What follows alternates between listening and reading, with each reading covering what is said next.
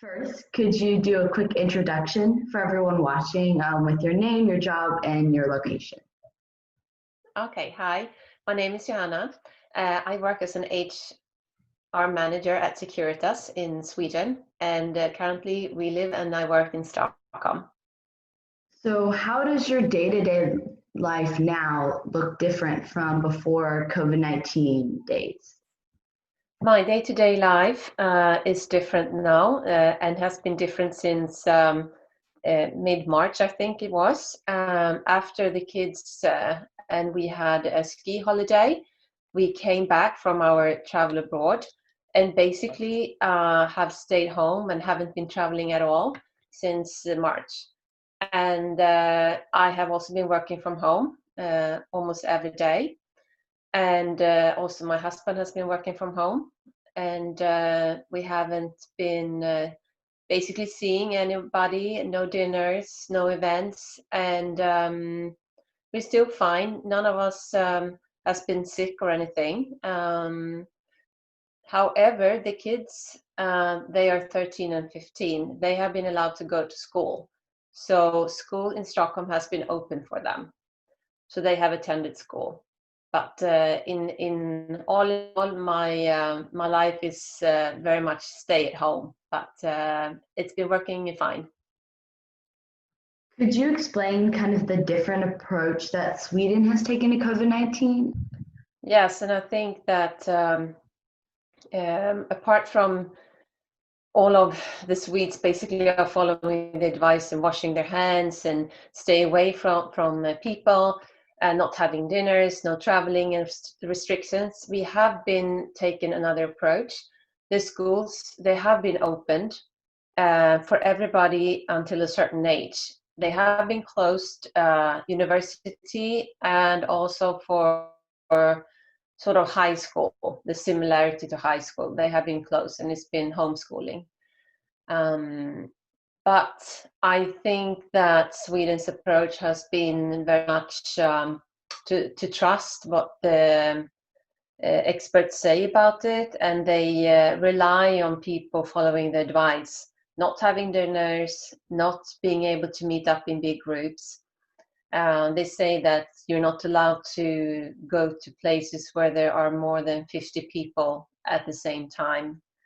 No one that I know of has been inviting me for any dinner parties. No, nothing basically since March. So it's been very sort of quiet. However, Sweden's approach has been controversial because we haven't been super strict like our neighbors, like Norway and Denmark, because they took the kids out of school totally and had homeschooling. And we had the different approach in Sweden. In general, I think that today we have more than 4,000 people that have, died from COVID-19, and it's a lot compared to the we're only 8 or 9 million in Sweden, so it's a lot of people, but mostly old. Do you think that overall this approach was successful, or do you think it should have been stricter in some areas? Mm, it's a bit tricky because if I think about my own mother, for example, she's in the kind of risk zone. She hasn't been out grocery shopping or anything. She's 75 and she has some, diseases that makes her a bit, more, I would say, an easy target for this COVID-19. And she has been staying home, and she really, really thinks it's so boring to be in this quarantine. Um, but the problem in Sweden has been for those senior citizen homes, people have not been using, I guess, sufficient protective, gloves and things like that. And that's why we got the COVID-19 into the senior citizen homes. And that's been a problem.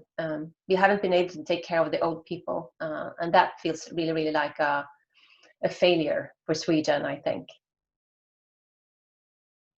Do you think that maybe countries, I'm going to use America, have taken like a similar approach in like, keeping more schools open? Do you think that would have been possible? Or maybe we have a bigger population, so it would have been a little more difficult to actually put that in place? So do you think that it's an approach that only Sweden or kind of Norway or Denmark, those countries could have taken, or something that other countries should try? Well, I don't know which strategy is the best still, because I guess time has to tell what's the best approach, because some countries that had lockdowns, like I know Portugal, for example, they hardly have any death cases at all. And this is so strange, because I think that people in general are fine. I don't know anyone that's been sick really, but it's the old people that's been the target in Sweden and suffered from it. Regards to school that have been opened in Sweden, I don't know, is that could have been one thing that we could have changed. It's been a lot on the topic to, people discuss whether a 13-year-old can they really carry the COVID-19 virus or not? But it's rather tricky. I really don't know which approach is the best one.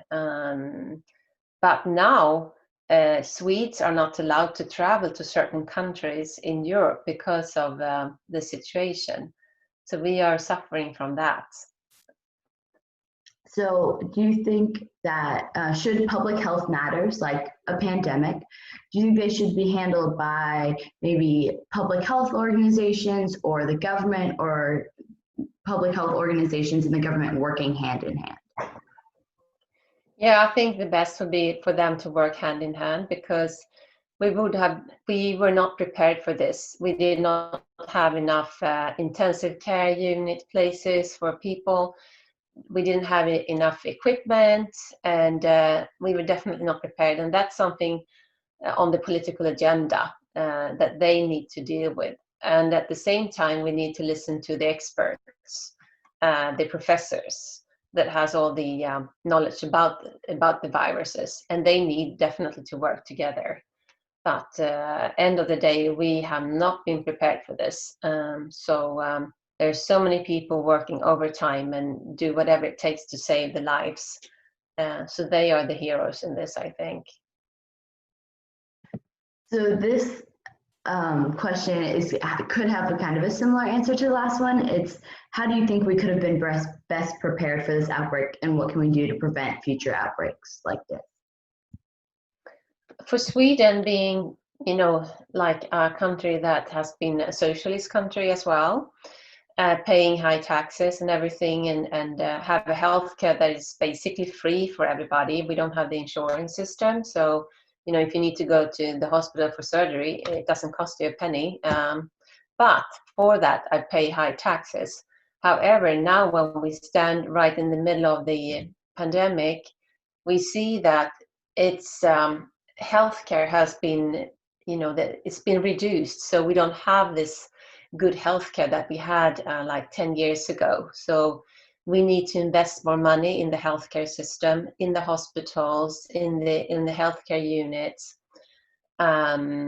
So that's something that comes out from this pandemic, and more investments in that. And that's for that reason we need the politicians to deal with it, because now it's just been basically more of a reduction, I would say, than an investment.